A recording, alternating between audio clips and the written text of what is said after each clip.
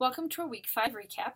We're halfway through the course, and it's just amazing what you've discovered and what you've learned and what you're sharing with each other. I think your feedback to one another has been excellent, and I hope that continues throughout the course. There's a few things, of course, that I want to go over today, and then I want to spend a little bit of time also giving you a look at what's coming in the next part of the class. So I think a lot of the important things were mentioned in the forums, and this is a small class, so you're reading a lot of what each other are saying, but I still want to highlight a few of those things. I loved that somebody mentioned try to manage the behavior before the problem occurs. And that is, I think that's the crux of what we're doing with all the rules and procedures.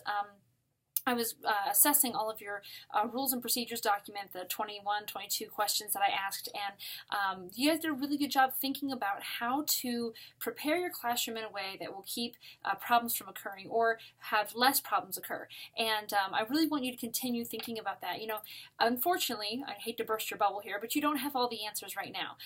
And you're not going to have all the answers your first year you teach or the second, and actually you're not going to have them ever. But we do build a toolbox, and we do build ideas and things that work for us and work for our teaching style and then work for our classroom. So we may not do the exact same thing every year because those students who come in are new and they're going to need something a little bit different than the group before did. But you know yourself after you teach a little while, and you know what you can do, and then you adjust that to what the students need, and it really works well. So always be ready to change, always be ready to adjust, but keep the things that work well, and then keep changing the things that don't work well until you find something that does. One of the teacher interviews somebody did, I think it was Tara's, who mentioned that the teacher that she was working with or that she was interviewing was somebody that had switched grade levels, and she was attempting to do some things the same from second grade to fourth grade, and then she also made some big changes thinking she would need to, and it actually didn't work out the way that she wanted it to, and she felt like she was failing with her students the entire first year, first half of the year. Now this is someone who is, you know, what we would consider a master teacher, somebody who's been doing this a long time, and yet here she feels like she's failing in her management techniques because she was trying to make a shift, and she was moving away from some of the things that she knows that work well for her and her teaching style, because that's what the rest of the fourth grade teachers were doing. That's what she felt she needed to do in a new grade, and she realized that she needed to make some more shifts mid-year to be successful, and that's what she did, and that's what makes her such a great teacher, that she can start to fail. We'll call it failing, we'll call it having some trouble, and that was okay. She figured out what was going wrong, and she kept working at it until she was successful with those students, and I just loved reading that interview. I just loved reading, because that's real life. That's what we do every year. We have students that come in that we don't know what to do with, that it doesn't fit the mold, everything we've done before is not working, and so we just keep trying. We talk to other educators, we ask them what they would do if they've ever had the situation. Hopefully you'll go back to some of the things you've learned in this class and think of some different ways that you can help those students. And to fail for a little while is okay, because that's when we start realizing that we need to make some changes, and then we start adjusting, and then we start to succeed again, and we just don't give up. We never give up, and it all ends up working out. The students may not be the easiest to work with, and that's going to be the case, but we just keep working, and then by the end of the year we'll be able to look back and see all the successes that we've made with those hard to manage students. Also, I know I've said this, but consistency is key, and a lot of you are picking up on this as well. You have to be consistent. If you lay out a rule, then you have to follow through with that consequence or that reward maybe too. A lot of teachers will fail to follow through on the positive things as well, and that kills motivation. It's not that we have to hand out candy. Please be careful. Don't fall into that trap. It's not that everything always has to be a tangible reward, but when we do offer a reward, it needs to be followed through on, as well as the punishments or the disciplines that may need to happen as well. If you've ever taken another course with me, like children's literature, you'll know that my mantra there is know the book, know the reader, and same in adolescent lit. But this one is consistency is key. If you're not consistent, you don't have anything. So add that to your list of things to tattoo somewhere. Just kidding. Or put that somewhere on your desk where you can see it. And that consistency, you have to remain consistent, and you'll get there. Your students will start to understand that what you say is what you mean, and that it'll happen, and then your problems that you face will reduce quite a bit. And then, of course, knowing your students makes all the difference. Knowing that student who is having an off day because they don't normally act this way, or knowing those triggers for certain students that we need to stay away from. Even in your own home, if you have children, or siblings, think about that too. When you lived in the home with your siblings, you know what triggers each person in your house. You know what you can do to just set them off immediately, and they know it too. And so we watch that happen, and there's some times that I intervene in between my children when I know that my son's just about to explode on my daughter because she's just hit his trigger button right there.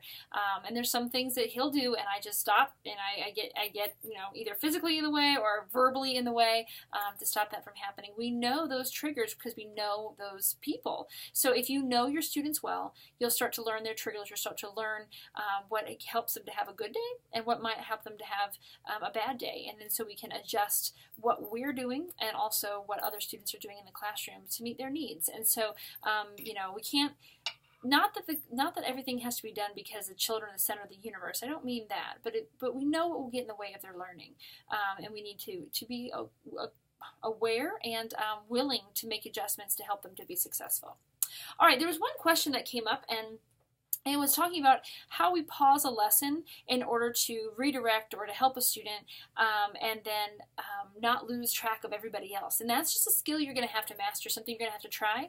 But one of the things that was really important from our reading this last week that I need you to remember very clearly are those nonverbal cues, that teacher look, right, or that shake of the head, the finger to the lips, the finger pointing where they should be, or the no and then the put it away. You know how those work, and so make use of those. Proximity. I cannot tell you how important proximity is. Just to, as you're talking, to walk over near a child and just talk from that location. That normally handles it right there. Or a simple hand on the desk tapping, letting them know that you know what's going on, and then every once in a while a hand to the shoulder might be something that's necessary as well. But a lot of times we can reduce what's going on in the classroom simply with nonverbal cues, and that doesn't disrupt anything, but you have to be able to multitask. And so many of us already multitask with a lot of different things. We could be talking on the phone, making dinner, laundry's running, helping with homework, whatever it might be in your home that you're already doing,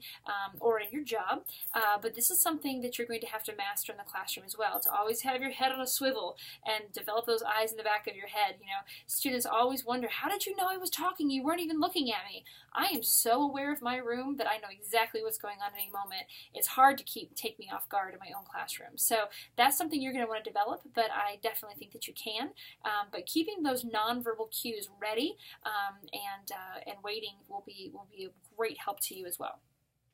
Also, I wanted to mention this too. A couple of our escalating issues that we talked about in our labs this week. How do you handle some of those more severe behavior issues? Not necessarily for students with special learning needs, but just the ones who choose to make really bad decisions, like the little girl who was drawing with a Sharpie on the bathroom walls. And, do we need to get that principal involved right away? And I'm going to encourage you to, now hear me out here, but to pretend that your principal is not an option.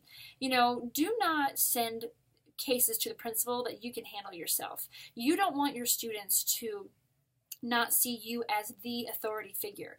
Save that going to the principal when something is really out of hand. Something is way beyond what you can do. But things like even having that verbal argument in the cafeteria, that's something that you can handle. So the writing on the walls in the bathroom, that's something that you can handle. Now, if they're fist fighting or something like that, or somebody's actually being hurt, that's probably something to get your principal involved in right away. But those other things, try to do it yourself, and then let the principal know what happened. Keep that principal always in the loop. We're not keeping anything from him or her, but we are taking care of it ourselves so that we remain the authority figure. Remember the scenario with the teacher and the child? The child was just poke, poke, poke, peck, peck, peck, and the teacher was just building up a head of steam. They were just going to explode. I think it was on Jeff, right? And Jeff was going to just be the brunt of this this outburst because Jeff was just driving this teacher crazy. So at that moment, we don't need to send Jeff to the principal's office. That may have been a response that, when we were in school that would have happened, but that doesn't need to have happened. We can do other things. There are areas in our own classroom that Jeff could go for some calm down, cool down space for both of us.